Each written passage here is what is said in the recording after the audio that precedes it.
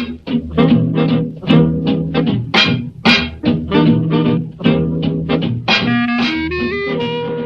is a privilege to be able to welcome you to Santa Fe. The time period in our history, the New Deal, is such a shining example of that, of our nation coming together to ensure that all of its citizens had employment, had food on the table, were able to continue to live in community across this country. And that, for me, is very much the legacy of the New Deal and the social programs that it promoted. I'm Chris Breiseth, and I'm on the board of the National New Deal Preservation Association. I'm also chairman of the board of the Francis Perkins Center in Newcastle, Maine. The blood gathering of the New Deal leadership. I don't know that any event has ever been held like this, and I'm not sure that one will ever be again, where we have people who themselves, in most cases up here, actually knew their grandmother or grandfather who was part of the leadership in 1933, 34, 35 that really began the New Deal. Let me begin immediately with the granddaughter of Franklin and Eleanor Roosevelt. She's the daughter of John Roosevelt, and she is a Southwesterner from Arizona, Nina Roosevelt Gibson. We all know basically who FDR was. And I am representing my entire family, which is really huge. And I think Chris knows more of my family probably than even I do. I don't know. He certainly knows a lot about all of us. And so my remarks are really, I tried to get feedback from all of my cousins. Two or three of them, maybe. So this is really kind of my impressions and things like that. But with as huge a family as we have, there's probably a lot of diverse opinions about everything. So I just want to make that clear. FDR, I think one of the things that made him the person he was his ability to intuitively know and to sense the strengths and forward-looking, the abilities of other people from incredibly diverse backgrounds. He didn't always pick people to surround himself that were just like him. And because of that, he brought these people together, and they, with their forward-looking ideas, their social consciousness that was true, they recognized that the country was in an economic emergency, the likes of which we really hadn't known before. And those people came together and created a multi-pronged approach to the economic devastation that was occurring and social devastation that was occurring in our country. They, with the American people, and I think the American people need to be celebrated also, because they were willing to go along with completely new ideas. It wasn't just a new deal, it was a new way of thinking. And because of that, because of the incredible programs that came together, these people and many of my esteemed colleagues on this panel, their families have made incredible contributions. So it's never just one person. It's always a group of people coming together. And this coming together, they were able to change for, I believe, the better, how we view our government and our relationship of the people with the government, which is constantly being challenged, yes, but we are a far greater nation because of it. So I look forward to learning a lot more today from you all and from the other panelists. Thank you. Let's now turn to Henry Wallace's grandson, David Wallace Douglas. You imagine our relatives gathering in the White House in 1930 33, to think how stunned they would be to think that 80 years later their offspring would be gathering today to discuss their collective accomplishments. And for Henry Wallace, it really begins, of course, with agriculture. He was Secretary of Agriculture during FDR's first 2 terms, at a time when 40% of the United States worked, as opposed to 2% now, worked on farms.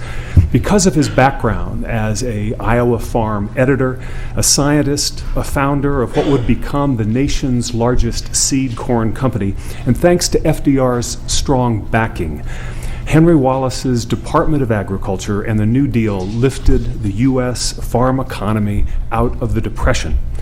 Controlling excess production with government incentives, initiating soil and forestry restoration. Wallace's Department of Agriculture also helped start school lunches and food stamps. Historian Arthur Schlesinger, no supporter of Wallace in the late 1940s, called him the best Secretary of Agriculture the nation had ever had. The second significant contribution was as Vice President, when FDR, who insisted on Henry Wallace as a running mate and declared, in fact, that he would not run without him, despite tremendous opposition at the 1940 convention, made him vice president. His predecessor, John Nance Gardner, had declared the vice presidency not worth a warm bucket of spit, but I think it was more colorful. But Henry Wallace used the office to head key war-related boards. He played a role in keeping Latin American countries on the side of the Allies rather than the Axis powers. And his own speeches built on FDR's 4 freedoms to help define the cause, the rationale for the fighting in World War II on behalf of economic justice and freedom, and to provide a post-war alternative to American and British domination. One speech in particular, the Century of the Common Man speech, repudiated Time magazine, Henry Luce's editor of the Time magazine. He had given a speech on calling the American century, and it was a dangerous theme that we see playing out today by Donald Trump. As a quick aside, that speech, the Century of the Common Man speech, provided, I didn't know this until a couple of years ago, provided the basis for Aaron Copland's musical composition, Fanfare for the Common Man. Henry Wallace was tremendously effective as vice president. 2 weeks before the 44 convention, he was the choice of convention delegates of 66% of those coming, according to Gallup. Truman was at 2%.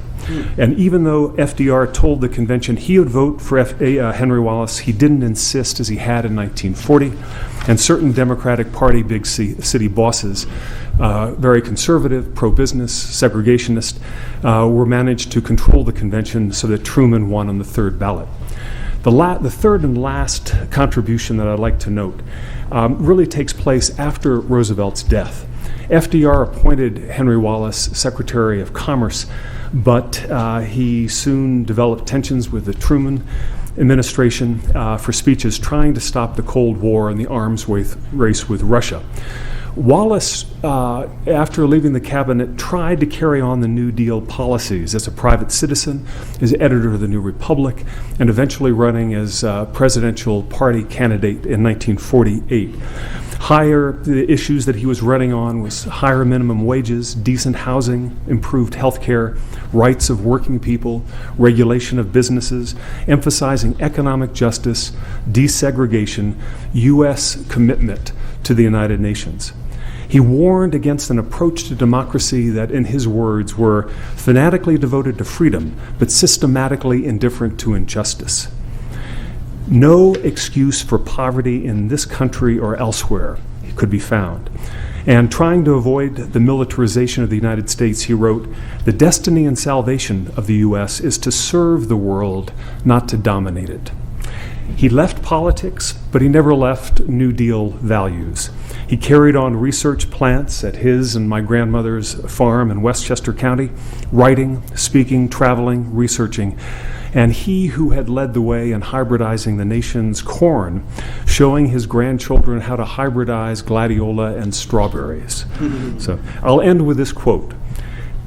When he died of ALS in November 1965, Kennedy and Johnson's Secretary of Agriculture, Orville Freeman, said, "No single individual has contributed more to the abundance, we enjoy today than Henry Wallace. Thank I you. now present Francis Perkins' grandson, Tomlin Perkins Coggeshall. I'm going to try to give you a very quick overview of my grandmother's life. So a lot of people really don't know much about my grandmother, and she somehow got a little bit left out of history. Her parents supported her after Worcester Classical High School and going on to college, and they chose Mount Holyoke College, a wonderful, fairly nearby Worcester, but a long enough train ride away that she was on her own. And there were wonderful mentors there, including a woman named Professor Anna Mae Sewell, who took her economics students to visit the mills in Holyoke. My grandmother took Professor Sewell's class in 1901 or 1902, and perhaps that was my grandmother's first awareness that there were great social injustices to be confronted. Graduated from Mount Holyoke in 1902, the president of her class, then goes on to teaching at a finishing school for girls in Chicago, which was a job that her father could accept. At that point, she had wanted to do some other things, but he was only able to accept this job of teaching. And she met in Chicago Jane Addams of Hull House, a settlement house, and she volunteered there often and began to have real experience with social work, helping her fellow man. And in Chicago, she became an Episcopalian, beginning a lifelong sustaining and life-guiding faith devoted to her understanding of Christ's teachings. Returned to the East Coast to study economics, goes on to the Wharton School, studies with Simon Patton, and there she met Scott Nearing, who became a friend, and I think was certainly a socialist, and he had a place in Maine, so I remember going there to visit him with my mother, who also seemed friendly with the family. Then she heads north to earn her master's degree in economics and sociology from Columbia. And the main archive of her papers and an oral history. She was one of the early oral history presenters there. In 1910, she became secretary of the New York City's Consumers League, working with her mentor Florence Kelley, who had started the Consumers League and who had inspired my grandmother when she spoke at a Mount Holyoke College presentation a few years earlier. It happened that she was nearby in 1911 when the Triangle Shirtwaist Fire happened, a devastating event that she actually went over when all the fire engines were racing by and all the noise of calamity. They went over to see what was going on, and she witnessed about 142 people, or she was present when they died, some of them having to jump from the 9th floor. It was a terrible event, and I think it was considered New York City's worst disaster until 9/11. Teddy Roosevelt suggested her as executive secretary of New York City's Committee on Safety, that was formed right after the fire to learn more from the fire's consequences and how it could be prevented. On that committee, she met future governor of New York, Al Smith, and New York Senator-to-be Robert Wagner, who would both be part of her future. That committee came out with a number of new regulations and suggestions, and one of them was exit signs, just simple exit signs like we have here today, to help people get out of a space that was on fire quickly and correctly. Emptying wastebaskets. The fire had started at the Triangle Shirtwaist Fire because the clippings of the material they were working with always went into a bin under the sewing machine, and also oil would fall in there from the sewing machine, and apparently the theory is that somebody had flicked an ash into one of those bins. That committee also, demonstrating her capacity for leadership, serving as executive secretary, was the on-ramp of her career, because that's where she met Al Smith and Senator Robert Wagner, and that eventually led her on to her future appointments. Al Smith became governor in 1919 and appointed my grandmother to the New York State Industrial Commission. So 5 guys and my grandmother on this commission. Both women did not have the vote nationally at the time. Because women did not have the vote nationally, she always thought this was a more courageous act of Al Smith's than that of FDR's, appointing her later to be Labor Secretary in 1933. FDR becomes governor in 1929, soon appoints her as the industrial commissioner, and the board, I guess the rest of the board, was dismissed at the beginning of the Great Depression. Together they began to experiment in the state of New York with strategies and methods to alleviate the terrible effects of the Depression on the people of New York. They would later extrapolate these nationally as the New Deal began to take shape. FDR is elected president in 1932 and gets pressure from various quarters to appoint a woman to be on the cabinet. One source of pressure was Molly Dewson, a friend of my grandmother's and the head of the women's division of the Democratic Party at the time. The women had worked hard to get FDR elected, and now they wanted a woman on the cabinet. She decided, because her grandmother often said, if a door is open for you, my dear, you must walk through and do your best on the other side. She thought, all right, I better go for this, but I'm going to make a list of all the things that I want to work on, that need to be done if I'm going to accept FDR's offer. So she came prepared with this list on the back of an envelope of reforms that she wanted to implement if she were to accept. So on the list was old age pension, which became Social Security, unemployment compensation, workers' compensation, a minimum wage, a 40-hour work week, a prohibition on child labor, direct aid to the states for unemployment relief, and universal health care. They met at FDR's townhouse in New York on 65th Street. Getting through the reporters that were camped out in the hall, she told him that he didn't want her as her Secretary of Labor if he didn't want to pursue these reforms. And to that he said, "Bully for you, Francis, I won't try to stop you." And so she accepted.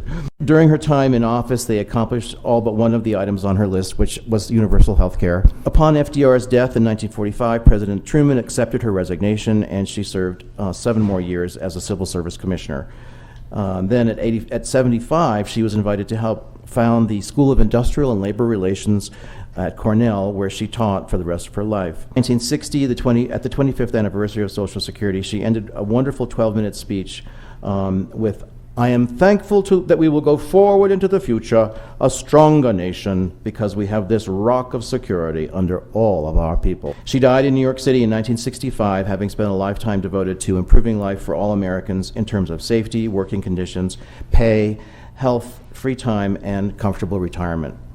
She once said, "The people are what matter to government, and government should aim to give all the people under its jurisdiction the best possible life." Frances Perkins was a social worker, and so was Harry Hopkins.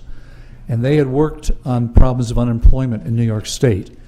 And shortly after the president was inaugurated, Harry Hopkins came with a friend to see Frances Perkins as a way of getting to Franklin Roosevelt. She carried out that assignment, and he ended up as one of her allies in dealing with unemployment. I won't tell that story because I now want to introduce his great-grandson, Dave Giffen. I'm here to talk about my great-grandfather, Harry Hopkins, who spent 12 years as Franklin Roosevelt's most trusted friend and advisor.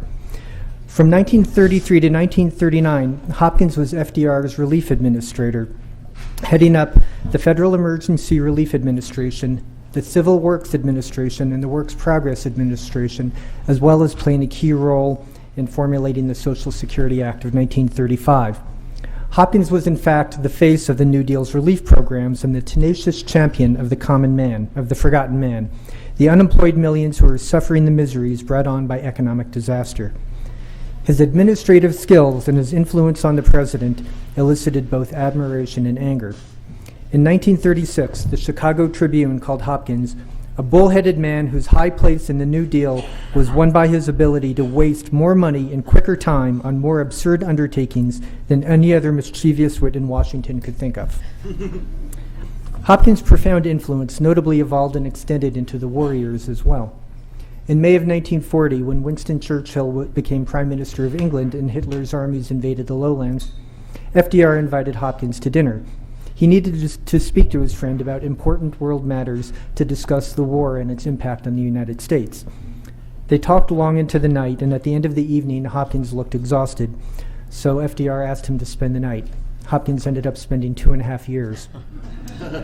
He maintained ready access to the president, sleeping in a bedroom on the second floor right down the hall from FDR, using a card table in the hallway.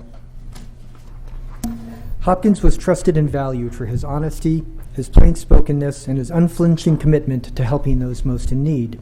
He was first and foremost a public servant.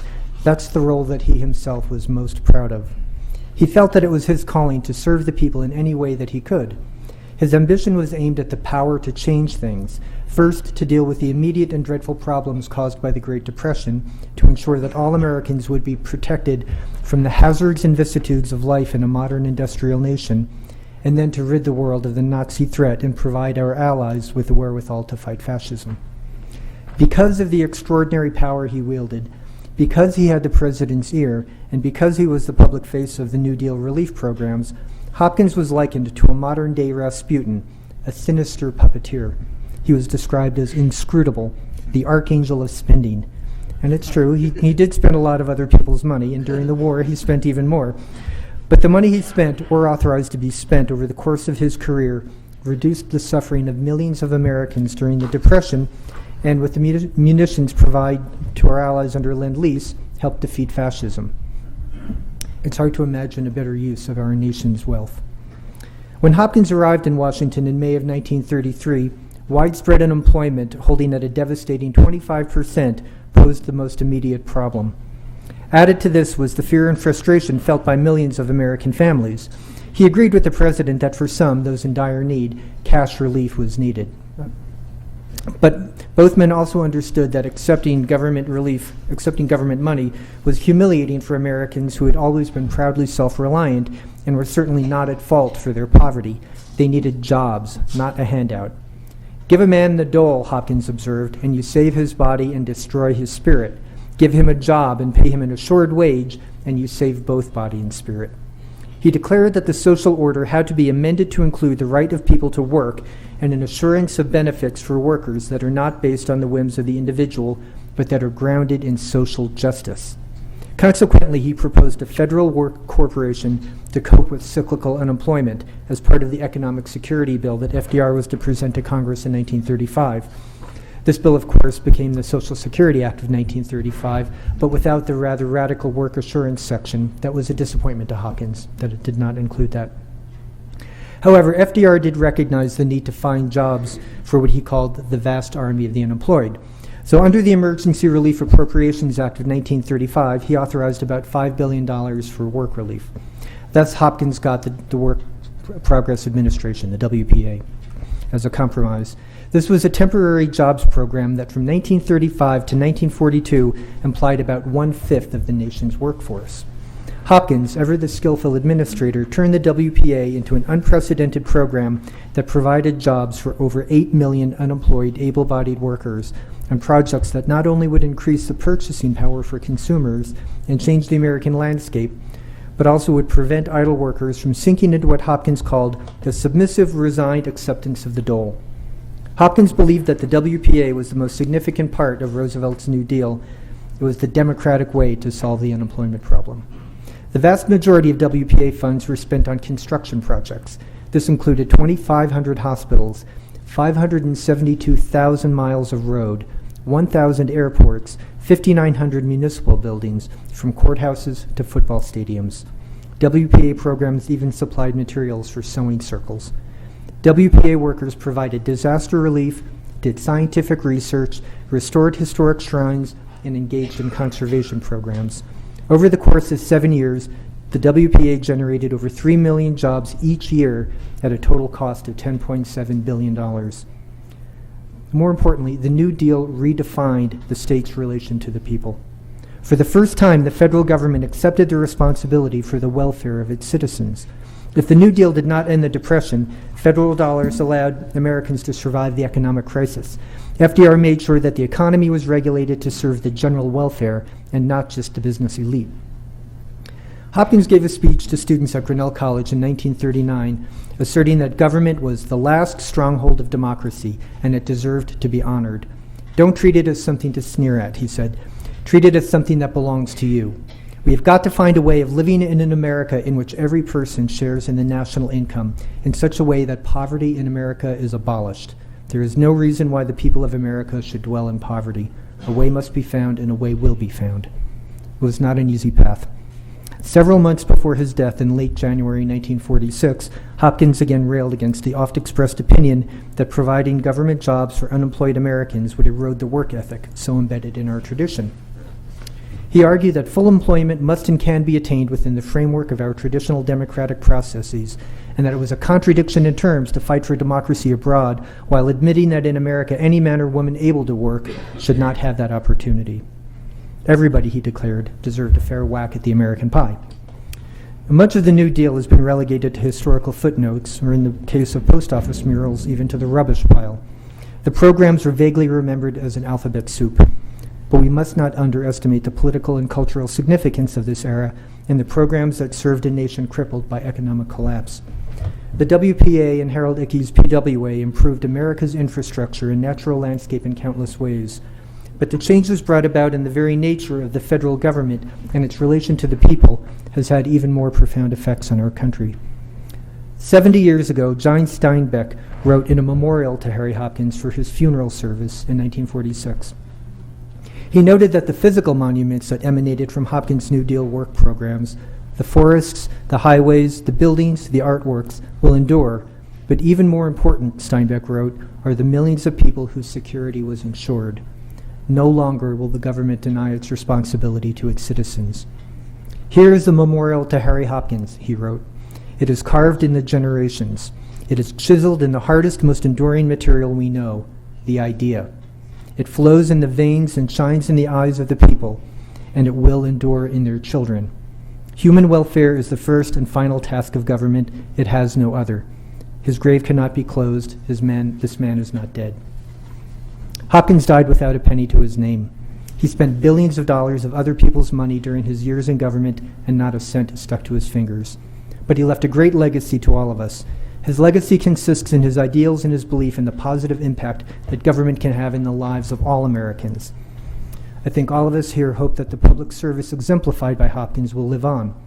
In this age of cynicism about the motives of those in power and widespread distrust of government officials, we must instill in the minds of young people a respect for what used to be called civic virtue, of the selfless and honest act of public service. Thank you. I hope you noted in your program that David himself is the executive director of the Coalition for the Homeless in New York City. The $5 billion that the president set up or released in 1935, he made the condition of that, it was to be between Harry Hopkins and Harold Ickes, who was Secretary of the Interior, and if this panel had been the panel in heaven, we would have had Harold Ickes Jr. here today. We tried, because the struggle and conflict and creativity in this administration is almost epitomized by the struggle between Harold Ickes with the PWA, which did the really large projects, and the WPA, which did the smaller projects. But that $5 billion was, as regions and states and applied for it, had to first go to a guy named Frank Walker, who was one of Roosevelt's closest confidants.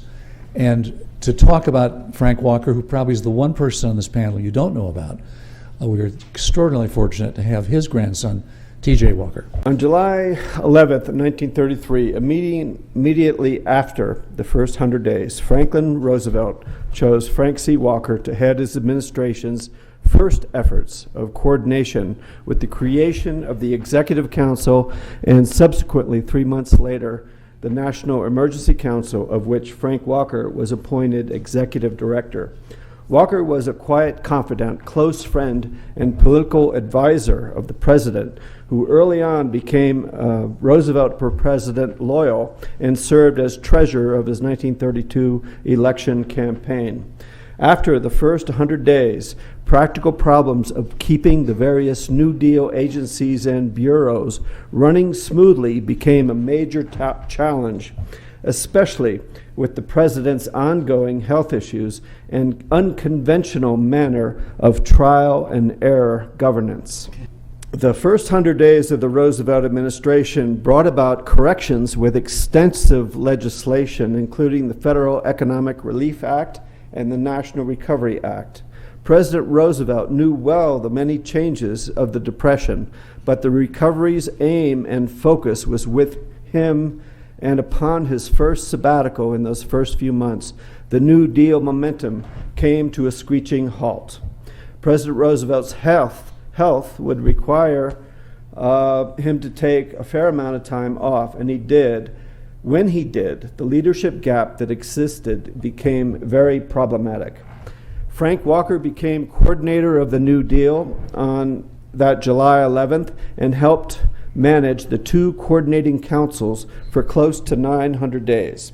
Some of his greatest contributions, and that was in the first Roosevelt administration, the first 4 years. He then served in the last administration from 1940 to 45 as Postmaster General. During every election cycle, he was either treasurer, secretary, or president of the Democratic Party. Some of his greatest contributions had to do with his reserved demeanor and behind-the-scenes troubleshooting skills, made more difficult by his chief's unusual administrative techniques and magnanimous personality. The president, in order to meet the challenges of massive economic decline and stagnation in the early of the Depression and the New Deal, had a tendency for setting up two or more bureaus or agencies to try to solve the same problem in different ways. This is when and where Frank Walker made his greatest contribution to coordination, and often outside the formalized weekly executive and National Recovery Council meetings. Another rather extraordinary aspect of this time and approach of President Roosevelt's administration techniques is that he did not care for Walker to solve a great many of the overlapping problems, but wanted Walker to act as a continuing peacemaking referee. This made Walker's job very delicate, and Walker became known by insiders as the catalyst for and trusted aid for FDR's style of governing. This ran through to the eventual National Emergency Council's $5 billion recovery initiative in the spring of 1935, when the exchanges or battles between Hopkins and Ickes became quite well known. FDR, with Walker as peacemaker go-between, actually allowed for disputes to go on while a natural process of elimination ran its course. This became a strategy for finding the correct measures to respond to the emergency, recovery, relief, and reforms, and eventually built local self-reliance and esteem back into the pressed workers and the peoples of the United States. The attention from the peoples eventually created the administrative need for many reforms to take place. In addition to personal diplomacy, Walker brought his talents to the forefront as manager coordinator. Roosevelt and Howe got to know Walker quite well in the years before and during the election as a smart political operative and efficiency expert, and from the start, when Walker took over leadership of the once-a-week Executive Council meetings, he expertly handpicked an executive staff to do a statistical analysis and need assessment in that first summer and fall of '33, and formed several subsidiaries, the first being the Central Statistical Board and the United States Information Service. Do you know that at the time, no department of the federal government had an organizational chart except the Department of the Navy, and that was procured when a young Assistant Secretary of the Navy was Franklin Delano Roosevelt. This made it very hard for the government to respond to the growing interest in the New Deal by ever-increasing numbers of citizens and businessmen. With the public interest in the New Deal measures growing, Walker's NEC staff created the divisions of information service and creative manuals for Washington-based agencies and press intelligence to help broaden the scope of the New Deal and reach more people outside Washington. To respond to the public's interest and fulfill public and consumer education, articles on the Depression and the growing New Deal measures of recovery were collected from over 400 of the largest newspapers in the country and made available to all the bureaus and distributed to the growing state agencies. This was a measured response for the extension of the New Deal into community. Roosevelt allowed Walker and Hugh Johnson to branch simultaneously coordinated New Deal delegation into the states in order to integrate authority away from the power centers in Washington. The information services combined with programs like Henry Wallace's brilliant agricultural strategy and extension program developed and all helped to create awareness, mobilize local self-reliance in bioregions and communities in rural America. Walker supervised the extension of the NEC directors, state directors, and set up some 1,400 NEC offices out into the states. At the same time, while Johnson's NRA offices expanded into rural America. Here we have another example of overlapping, set up by the same law, and again displaying the president's penchant for dual agency development. Walker had a very interesting relationship with Hugh Johnson, and of course was the acting referee between some battles between Ickes and Hopkins, Ickes' large public works projects and Hopkins' Works Projects Administration, that when the dust settled eventually was the strategy used to create many jobs. It was to conclude. I want to conclude by saying that the growth of the business of the country, the need for better housing, which I wish to talk about but don't have time to, and agriculture in the United States, that business had grown exponentially since World War I, and the federal education and mobilization agencies were seriously lagging behind. The executive branch as well was legally and historically restricted from making modifications for good growth of the country. One of my grandfather's favorite contributions he highlights was to bring about the legal authority for expansion of the powers of the President's Bureau of the Budget, so to make necessary economic modifications from the executive branch of the government, responding to large-scale interest and growing demands of business leaders. Thank you. One of Walker's major roles when he came back into government, by the way, all this service for the government he did for no pay, including his expenses. And he carried on his private family business and the theater business while also doing the kinds of things TJ just told you. But Roosevelt called him back to Hyde Park to say, what am I going to do, or about Hyde Park, what am I going to do with all my papers? And Roosevelt early on had been enjoined to save everything, which as an only child he did. And the result was the FDR Presidential Library, which not only collected the books, the papers, and the artifacts, but it set the model for all future presidential libraries. And it was a five-man group that the president put together, chaired by Frank Walker, and Frank Walker raised all the money to build the FDR Presidential Library.